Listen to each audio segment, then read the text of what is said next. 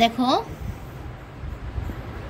প্রশ্নটা দেখো কি বলছে। একজন ঘড়ি ব্যবসায়ী একটি ঘড়ি 625 টাকায় বিক্রি করলে 10% ক্ষতি হয়। তিনি ঘড়িটি লাভে বিক্রয় করার উদ্দেশ্যে কিছু যন্ত্রপাতি পরিবর্তন করলেন। যন্ত্রপাতি বাবদ খরচ কত টাকা? 75 টাকা। আচ্ছা, এটাতে আমরা এখন না যাই, আমরা আগে দেখি কি বলছে। যে একটি ঘড়ি যদি 625 টাকায় বিক্রি করে তাহলে কত হয়? 10% ক্ষতি হয় না?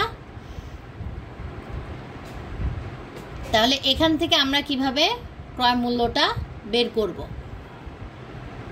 জাস্ট প্রথম লাইন থেকে আমাদের মূলত ক্রয় মূল্যটা বের করতে হবে, কারণ যত যাই করো না কেন ক্রয় মূল্য কখনো কি হবে না? চেঞ্জ হবে না। তাহলে দেখো তো এখানেও কিন্তু 2 নাম্বারটাতে দেখো, এটার খ নাম্বারে দেখো, খ নাম্বারে কি করছে দেখো তো।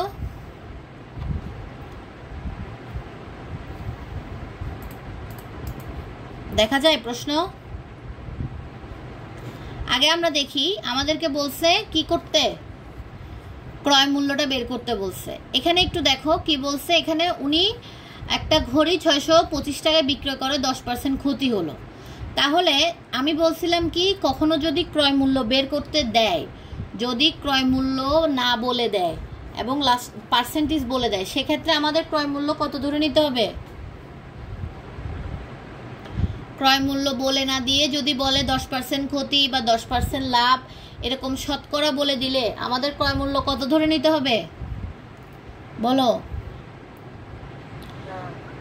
যদি 100, তাহলে যদি আমরা ধরে নিই যে মনে করি ক্রয় মূল্য, এই যে এখানে লেখাটা দেখো, মনে করি লেখাটা দেখা যাচ্ছে, দেখা যায় লেখা? হ্যাঁ, মনে করি ঘড়িটির ক্রয় মূল্য কত? 100 টাকা। তাহলে 10% ক্ষতিতে বিক্রয় মূল্য কত হবে? অবশ্যই আমি 100 থেকে 10 বিয়োগ দিব। হ্যাঁ, এখন আমার বের করতে হবে কি মূলত কত টাকা আসলে ক্ষতি হয়েছে, রিয়েলটা। এটা তো পার্সেন্টেজ জাস্ট, আমাদের নর্মাল ক্ষতি কত টাকা হয়েছে ওটা আমাদের বের করতে হবে। দেখো 90 টাকায় ক্ষতি হয়েছে কত টাকা? 10 টাকা না?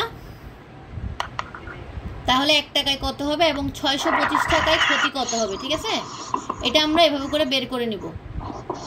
এরপর দেখো আমরা জানি কি, আমরা জানি হচ্ছে অবশ্যই ক্ষতি হলে ক্রয় মূল্য বেশি হয় না, অর্থাৎ বিক্রয় মূল্যের সাথে ক্ষতি যোগ করলে তো আমরা কি পাবো? ক্রয় মূল্য পাবো। ওই যে আমরা এখান থেকে ক্রয় মূল্য ক্ষতির পরিমাণটা বের করে নিয়েছিলাম না, ওইটাই জাস্ট 625-এর সাথে যোগ করে দিব, তারপরে কি পাবো? ক্রয় মূল্যটা পাবো। আমি আবার বলতেছি, এখানে তোমাকে বলছে 10% ক্ষতি হয়েছে, তাহলে তুমি যদি 625-এর সাথে 10 যোগ করে ক্রয় মূল্য বের করো তাহলে কি হবে? হবে না। কারণ কি, ওইটা তো জাস্ট শতকরার মান বলছে, রিয়েল কত ক্ষতি হয়েছে সেটা তো আমাকে বলে নাই। তাহলে আমাকে আগে ওদের মতো করেই ধরে নিতে হবে ক্রয় মূল্য 100 টাকা, 10% ক্ষতিতে কত হবে? 90 টাকা। তাহলে আমরা যেটার মান বের করব সেটাকে ডান পাশে রাখবো। তাহলে ক্ষতিটা কত? 10 টাকা। 90 টাকা বিক্রয় মূল্য যদি 90 টাকা হয়, তাহলে আমাদের ক্ষতি হয়েছে কত টাকা? 10 টাকা।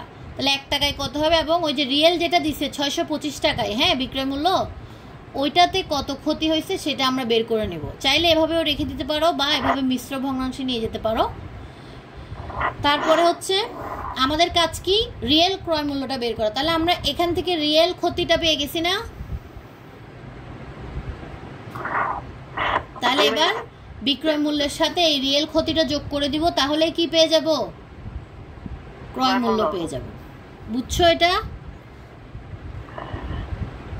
বুঝা গেছে?